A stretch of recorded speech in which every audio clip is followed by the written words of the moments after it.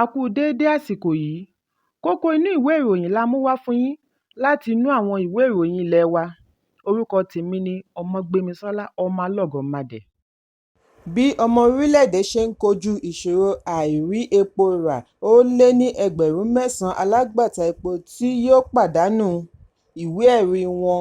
Èyí ló ń mú àjọ alágbàtà epo IPMAN máa rawọ́ ẹ̀bẹ̀ sí iléeṣẹ́ elépo NNPCL kí ó sún gbèdéke ọjọ́ àtúnṣe ìwé-ẹ̀rí wọn láísẹ̀nsì síwájú di inú oṣù keje. Bákan náà ni wọ́n rọ àwọn alámòójútó epo kí wọ́n yọ̀ǹda ẹgbẹ̀rún 9 ìwé àṣẹ tí wọ́n ti yanjú fún àwọn ọmọ ẹgbẹ́. Ẹgbẹ́ yìí fi èròǹgbà wọn hàn nínú àtẹ̀jáde tí alukoro ẹgbẹ́ Olóyè Chinedu Ukadike bu ọwọ́ lù lánàá ní ìlú Àbújá. Bí a kò bá gbàgbé wípé ọjọ́ Àìkú ni IPMAN kérora lórí bí àti yọ̀ǹda ìwé-ẹ̀rí ọmọ ẹgbẹ́ wọn ṣe ń fà bí ìgbín. NNPCL fi gbèdéke ọjọ́ 15 oṣù kẹrin ọdún 2024 sí àtúnṣe ìwé-ẹ̀rí, àìjẹ́ bẹ́ẹ̀ wọ́n á wọ́gi lé àti máa rí ọjà gbà ní NNPC. Ṣùgbọ́n IPMAN bẹ̀bẹ̀ fún àkókò díẹ̀ sí i kí wọ́n fi gbáradì àti ṣe àtúnṣe ìwé-ẹ̀rí, pàápàá jùlọ lásìkò tí ọ̀wọ́ngógó epo bẹtiró gbòde kan. Nígbà tí akọ̀ròyìn kàn sí alámòójútó epo ní ẹkùn gúúsù ìwọ̀ oòrùn Ayọ̀ Cardoso lórí ẹ̀bẹ̀ àwọn alágbàtà epo, Cardoso ní àwọn á gbé e yẹ̀wò láti lè gbé ìgbésẹ̀ tí ó tọ́. Ẹ̀kúnrẹ́rẹ́ ìròyìn yìí wà nínú ìwé ìròyìn Punch tó jáde lónìí. Lánàá ni ẹgbẹ́ àwọn gómìnà Nigeria Governors Forum (NGF) tẹnumọ́ ìdí fún ìjọba àti ẹgbẹ́ òṣìṣẹ́ láti jọ jíròrò kí wọ́n sì fi ẹnu kò lórí owó oṣù òṣìṣẹ́ tó kéré jù tí wọ́n lè máa san déédéé.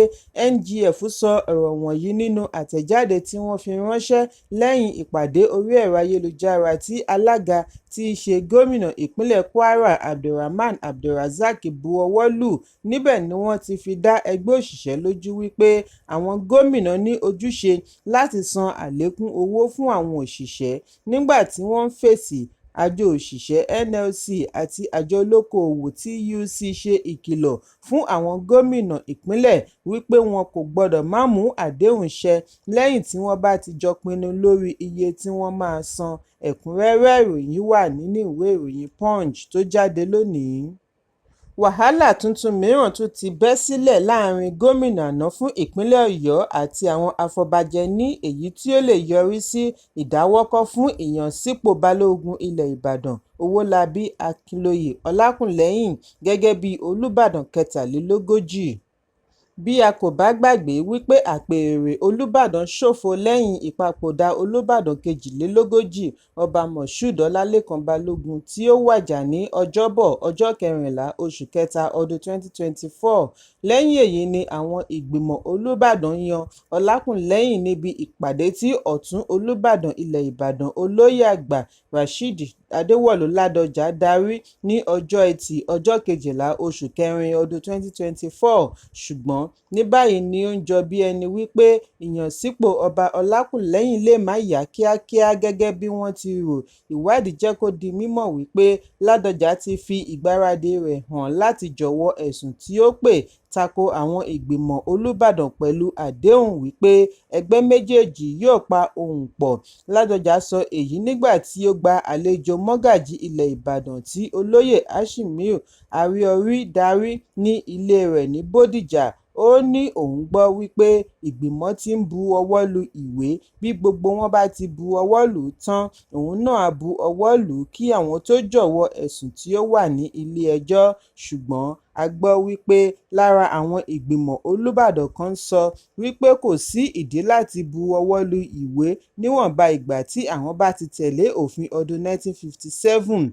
Wọ́n ní àwọn ti ṣetán àti tẹ̀lé òfin ọdún 1957 tí ó fún Olóyè Àgbà ní agbára láti pe ìpàdé ìgbìmọ̀ Olúbàdàn. Ẹ̀kúnrẹ́rẹ́ ìròyìn yìí wà nínú ìwé ìròyìn Daily Post tó jáde lónìí.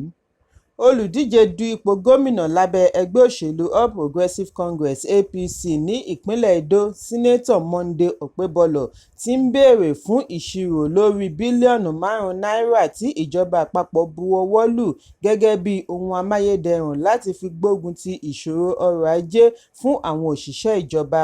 Nínú àtẹ̀jáde tí ó yọ̀ǹda lórí ìdàgbàsókè ọ̀rọ̀ òṣèlú síwájú ìdìbò gómìnà tó ń bọ̀ ní ọjọ́ 21 oṣù kẹsàn-án ní ìpínlẹ̀ Edo tí ó tó akọ̀ròyìn lọ́wọ́ lánàá ni Okpebholo ti ṣe àpèjúwe ìkéde owó oṣù tó kéré jù fún àwọn òṣìṣẹ́ tí gómìnà Godwin Obaseki kéde, wípé ó mọ̀ọ́mọ̀ fi ìyẹn yí ọkàn kúrò nínú kókó ọ̀rọ̀ tí ó yẹ kí wọ́n sọ̀rọ̀ lé lórí.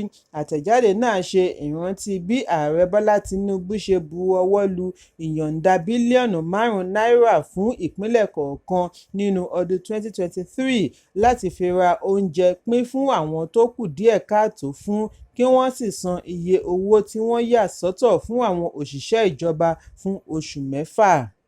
Okpebholo ní arúmọjẹ lásán ni owó oṣù tó kéré jù tí gómìnà kéde, kí ó wá ṣàlàyé bí mílíọ̀nù 5 náírà ṣe rìn, bí ó ti ṣe ẹ̀sùn wípé Obaseki mọ̀ọ́mọ̀ tọ́jú owó yìí pamọ́ láti fi ṣètò ìdìbò gómìnà oṣù kẹsàn-án. Ó ní Obaseki ń jẹ àwọn òṣìṣẹ́ ní owó oṣù 6 báyìí.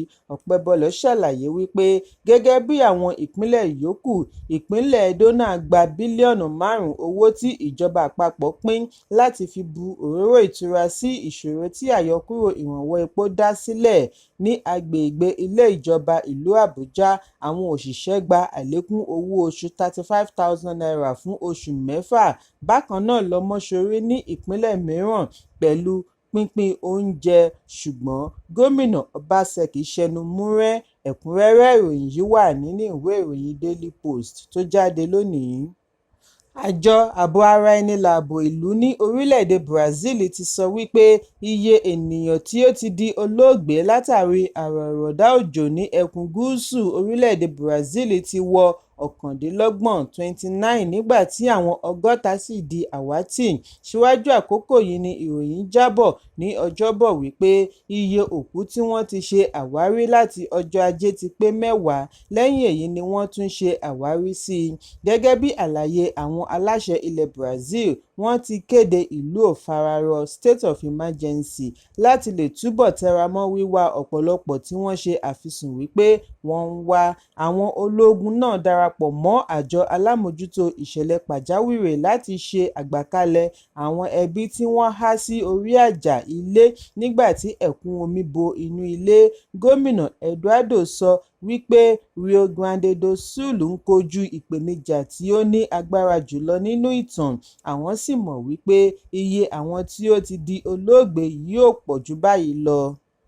Gbogbo agbègbè Rio Grande do Sul ní àrọ̀ọ̀rọ̀dá òjò ti bàjẹ́ pátápátá láì yọ afárá àti ojúnà sílẹ̀. Bẹ́ẹ̀ ni kò sí ààyè fún ẹ̀rọ ìbánisọ̀rọ̀.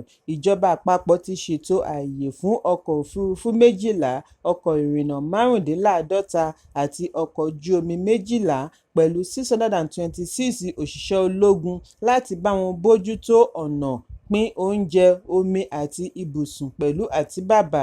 Wọ́n wá gba àwọn ará ìlú ní ìmọ̀ràn kí wọ́n yẹra kúrò ní òkè láti máa gùn nítorí ilẹ̀ ń yọ̀, kí àwọn tí ó múlé ti omi náà fi ibẹ̀ sílẹ̀. Ẹ̀kúnrẹ́rẹ́ ìròyìn yìí wà nínú ìwé ìròyìn Daily Post tó jáde lónìí. Kókó inú ìwé ìròyìn tòní kò ní jù báyìí lọ.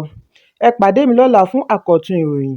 Kí a tó lọ, ẹ má ṣaláì fi àríwísí yín ránṣẹ́, ìyẹn comment, kí ẹ sì bá wa subscribe sí ojúnà wa lórí YouTube kí kókó inú ìwé ìròyìn lè máa tẹ̀ yín lọ́wọ́ ní kíákíá.